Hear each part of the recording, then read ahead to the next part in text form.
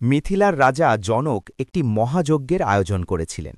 সেখানে রাখা ছিল বিশ্বকর্মার গড়া এক মহাধনুক, যা কেউই তুলতে পারত না।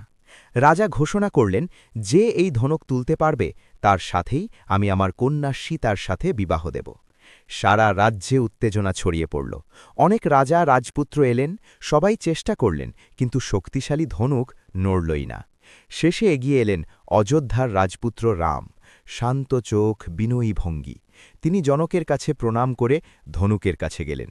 চারদিকে নিস্তারহীন নীরবতা। রাম দুই হাতে ধনুকটি ধরলেন। মুহূর্তেই যেন চারদিকে আলোর ঝলকানি।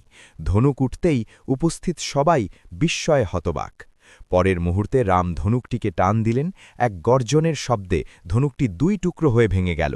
সভামণ্ডপে উল্লাস, দেবতারা আকাশে ফুলের বর্ষা করলেন।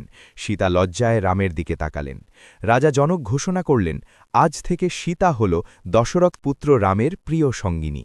এইভাবেই রাম সীতার পবিত্র মিলন সম্পন্ন হল, আর শুরু হল এক অনন্ত প্রেমের উপাখ্যান।